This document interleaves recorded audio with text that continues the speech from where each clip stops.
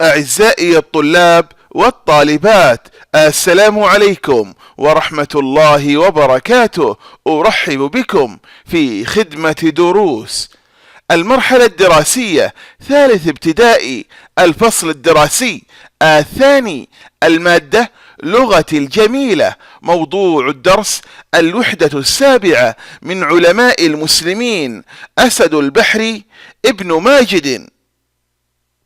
إعداد وتقديم الأستاذ سلطان الشمري. يسعى هذا الدرس أيها الأحبة إلى تحقيق الأهداف التالية: أولا، التعرف على المعاني الغامضة في النص باستخدام الترادف والتضاد. ثانيا، أن يحدد الطالب الشخصيات الواردة في النص. ثالثا، أن يطلع الطالب على نماذج إيجابية. فهيا معا لتحقيق هذه الأهداف.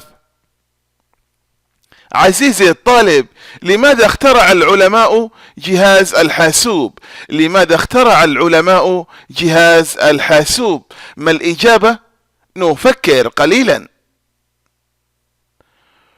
هو عبارة عن جهاز إلكتروني يقوم باستقبال البيانات، ولا يقتصر عمل الحاسوب على معالجة البيانات، بل يقوم بتخزين المعلومات. أحسنتم، إجابة رائعة.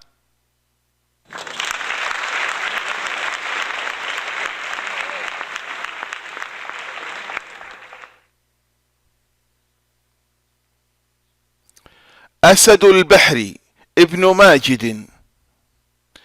أحمد بن ماجد ملاح عربي أصله من اليمن، وعاش بجلفار إمارة رأس الخيمة حاليا. ورث حب البحر عن والده الذي كان ربانا معروفا في البحر الأحمر، وكان محبا للقراءة والاطلاع.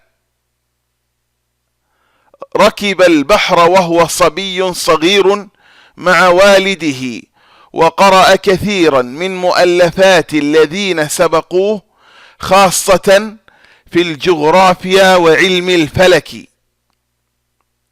طبق العلم في حياته، فكان ملاحا ماهرا على درجة كبيرة من الثقافة، كما فاق والده في مجال الملاحة في المحيط الهندي،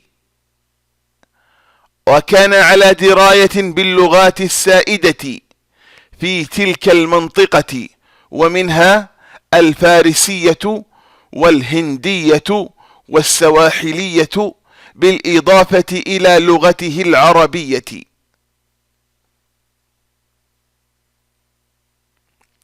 قضى ابن ماجد في البحر أكثر من 50 سنة، وابتكر بعض القياسات الفلكية والبحرية،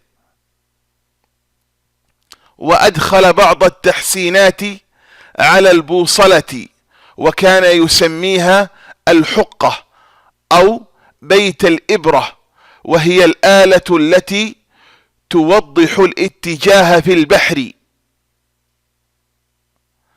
ترك ابن ماجد 30 مؤلفا تعد أساس علم الملاحة البحرية، ذكر فيها مواقع النجوم وطريقة استعمال البوصلة، ووصف البحر الأحمر وجزره وشعابه المرجانية. استخدم في تأليف كتبه الشعر السهل ليسهل على الملاحين حفظها وترديدها. كما دون في مؤلفاته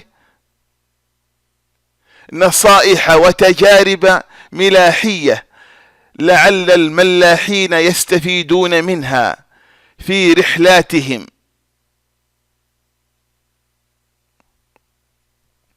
عزيزي الطالب، أولا، بما اشتهر أحمد بن ماجد؟ بما اشتهر أحمد بن ماجد؟ ما الإجابة يا أحبة؟ نفكر قليلا. كان ملاحا ماهرا. أحسنتم، إجابة رائعة. ثانيا، أين عاش ابن ماجد؟ أين عاش ابن ماجد؟ ما الإجابة؟ نفكر قليلا. عاش بجلفارة إمارة رأس الخيمة حاليا. أحسنتم، إجابة رائعة. ثالثا، ماذا كان يعمل والده؟ ما الإجابة؟ نفكر قليلا.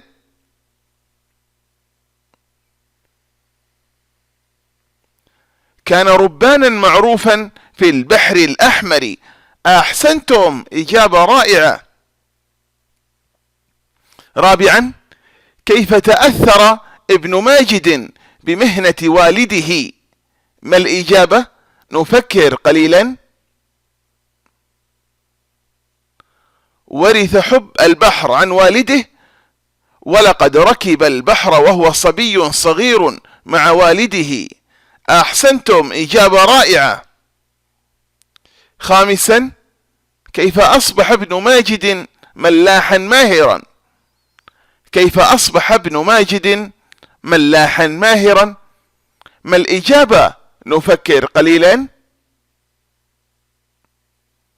قرأ كثيرا من مؤلفات الذين سبقوه، خاصة في الجغرافيا وعلم الفلك. طبق العلم في حياته، فكان ملاحا ماهرا على درجة كبيرة من الثقافة. أحسنتم، إجابة رائعة.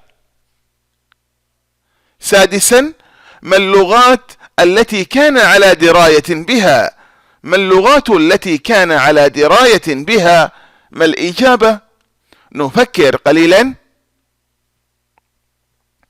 كان على دراية باللغات السائدة في تلك المنطقة، ومنها الفارسية والهندية والسواحلية، بالإضافة إلى لغته العربية. أحسنتم، إجابة رائعة. سابعا، ما الابتكارات التي تنسب إليه؟ ما الابتكارات التي تنسب إليه؟ ما الإجابة؟ نفكر قليلا. ابتكر بعض القياسات الفلكية والبحرية، وأدخل بعض التحسينات على البوصلة. أحسنتم، إجابة رائعة.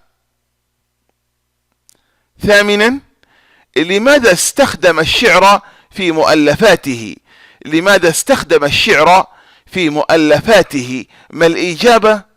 نفكر قليلا.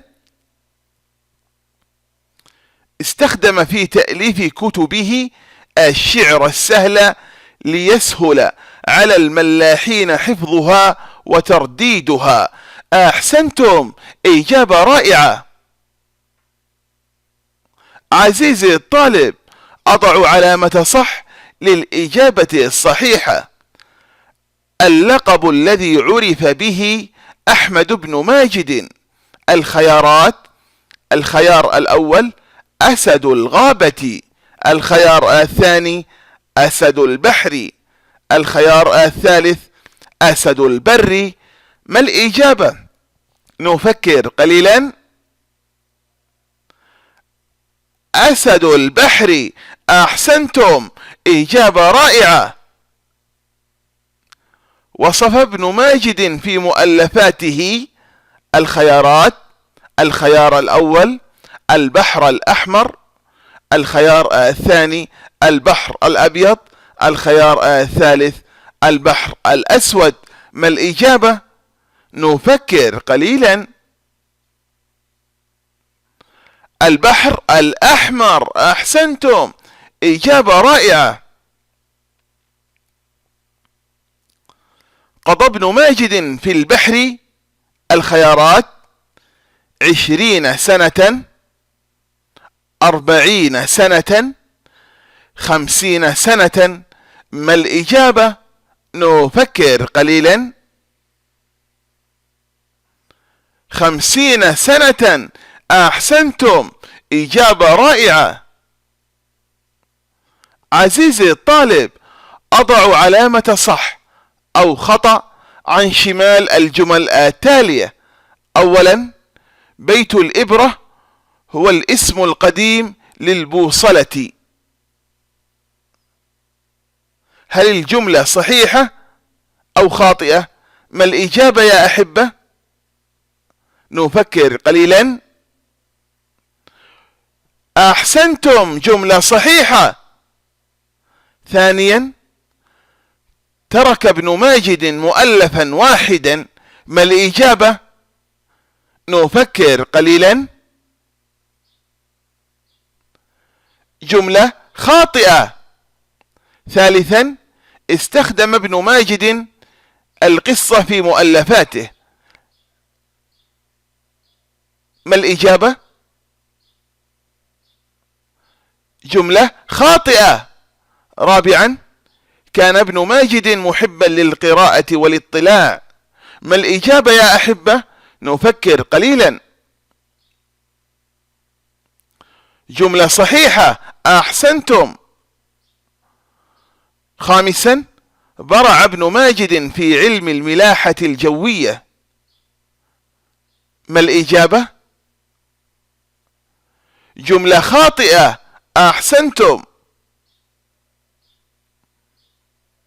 عزيزي الطالب، أصنف المخترعات التالية في الجدول. عزيزي الطالب، إلى ماذا ترمز هذه الصورة؟ وفي أي زمن؟ الخيارات: الزمن الماضي، الزمن الحاضر. ما الإجابة يا أحبة؟ نفكر قليلا. المذياع في الزمن الحديث. أحسنتم، إجابة رائعة.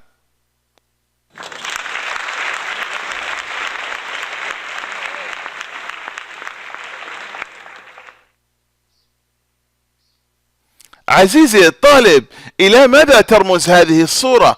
وفي أي زمن؟ الخيارات: الزمن الماضي، الزمن الحديث. ما الإجابة؟ نفكر قليلا.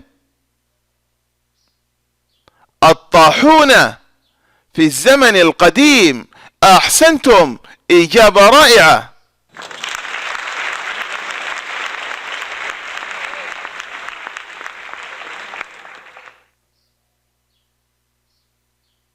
تعلمنا اليوم: أولا، تسمية عدد من علماء المسلمين. ثانيا، صياغة جمل تعبر عن دور العلماء.